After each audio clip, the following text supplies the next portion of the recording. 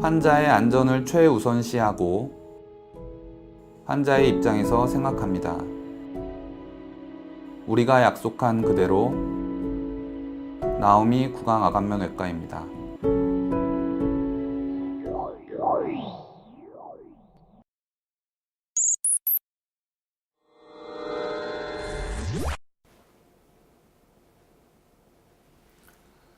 안녕하세요. 나오미 구강암면외과의 서백건 원장입니다. 지금 이 시간에는 IBRO와 SSRO의 수술 후에 경과 체크, 운동 방법, 그 다음에 어떻게 뭐가 다른지 그런 거에 대해서 살펴보도록 하겠습니다. 먼저 SSRO 같은 경우에는 입을 묶지 않습니다. 수술을 하고 난 다음에 2박 3일 동안 병원에서 입원을 하고 퇴원하고 나서부터 일주일마다 한 번씩 내원을 합니다. 그래서 약 한 달 정도면은 물리치료 기간이 거의 끝나게 되죠. IBRO 같은 경우에는 2박 3일 동안 입원을 하고 마지막 날에 입을 묶습니다. 악강 고정이라는 거를 하죠. 그래서 악강 고정을 하고 2주 동안에는 집에 계시면서 입이 정말 1mm도 안 벌어집니다. 1mm도 안 벌어지게 계시다가 그 이후로 4일마다 한 번씩 5번에서 6번 정도 내원을 하시면은 물리치료가 전부 다 끝나게 돼서 수루의 교정 치료를 시작하게 되는 것이죠. 많은 차이가 있습니다. 입을 묶는 것과 묶지 않는 것과의 차이가 있을 뿐더러 그 다음에 턱관절의 위치의 변화 그런 것들도 IBRO에서는 상당히 많이 일어나기 때문에 특히 IBRO에서는 물리치료가 상당히 중요한 단계입니다. 그래서 그런 것들에 대해서 오늘 한번 알아보고요. 뭘 주의해야 되는지 그런 것들을 한번 알아보도록 하겠습니다. 우선 IBRO는 16일째, 그러니까 수술하고 나서 2박 3일 입원하고 나서 퇴원하고 나서 이제 2주 뒤니까요. 16일째가 되겠습니다. 만약에 광대 수술을 같이 했다면은 7일째 광대 수술 환자는 옆쪽에 실밥을 제거하게 됩니다. 그럼 16일째까지는 뭐를 먹느냐 도대체? 전부 다 물로 된 음식만 먹습니다. 보호자분들마다 많이 틀린데요. 어떤 분들은 뭐 사골 달인 국물, 그 다음에 뭐 호박즙, 그리고 요즘에 시중에 나오는 유땡땡이라는 그런 영양 음료도 많이 먹고 있고요. 그 다음에 어떤 분들은 뭐 장어 달인 것도 먹고 그러시더라고요. 그래서 즙으로 된 것들, 그 다음에 몸보신에 좀 좋은 것들을 즙으로 먹고 있습니다. 그래서 입을 묶여 있는 동안 2주 동안은 그런 음식들만 섭취가 가능합니다.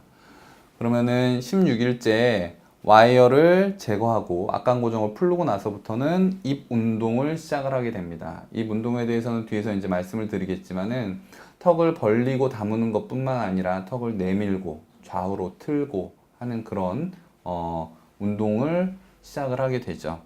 이때부터는 진 밥이나 아니면은 계란찜, 순두부 그렇게 혀로 으깰 수 있는 음식부터 시작을 하게 됩니다. 하지만 이때는 자극적이고 그런 맵고 짠 그런 음식들은 미각에 상당히 민감해지는 시기거든요. 그래서 조금만 매워도 엄청 맵게 느껴지고 그 다음에 조금만 짜도 엄청 짜게 느껴지는 그런 예민한 시기이기 때문에 그런 자극적인 것과 짠 음식들은 좀 피해 주시는 게 좋습니다. 그러고 나서 이제 20일째 오시게 되면은 이런 입 운동을 체크하게 됩니다. 본인이 고무줄을 뺐다 꼈다 하면서 이제 입 운동을 하게 되죠. 그래서 입 운동이 잘 되게 되면은 20일부터는 입술 운동을 시작하게 됩니다.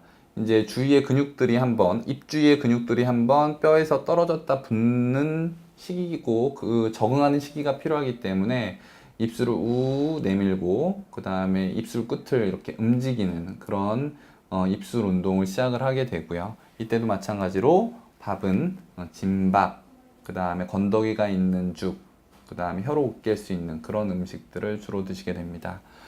그 다음에 이제 24일, 28일, 32일째 그렇게 하면은 교합이 잘 맞는지 체크가 되고 입술 운동, 그 다음에 입이 얼마나 벌어지는지, 그 다음에 잘 다물어지는지 그런 것들을 체크를 하게 되고요. 이때는 이제 점점 조금씩 이제 단단한 음식들을 먹게 됩니다. 계란말이 먹을 수 있고요. 생선, 그 다음에 라면, 면 종류류 이제 드실 수 있게 됩니다. 하지만 이때도 딱딱하거나 질긴 음식은 이제 드실 수 없게 되고요.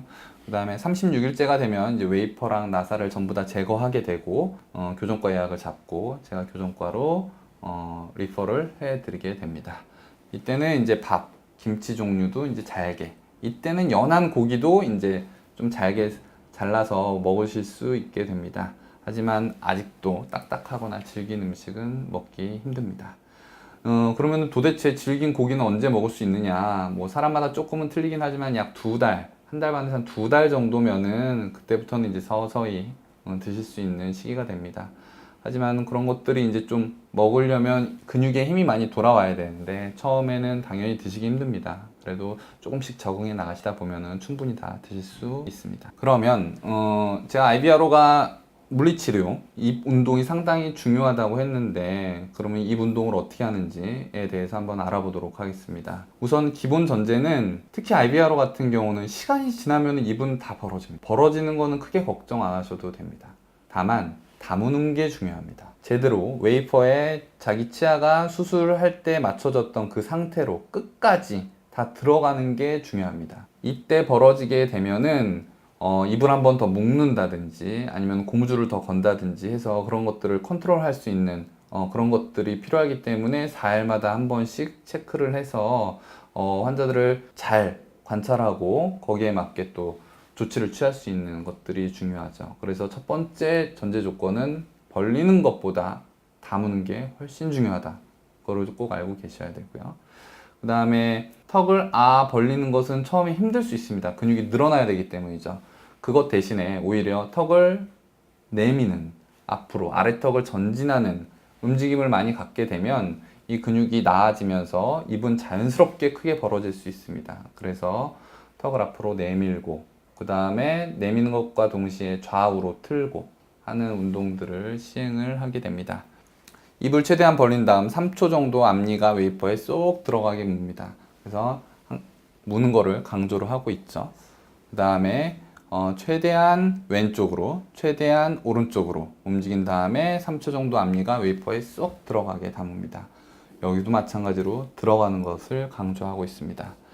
그래서 본인이 IBRO는 고무줄도 뺐다 꼈다 해야 되고 운동도 열심히 해야 됩니다. 이럼으로써 좋아지는 것은 이 턱관절의 위치가 자기가 좋아하는 생리학적으로 좋은 자리로 찾아 들어갈 수 있게 됩니다. 그래서 그때 충분히 좋은 자리로 찾아 들어갈 수 있게 본인이 운동을 열심히 하는 것이 상당히 중요합니다.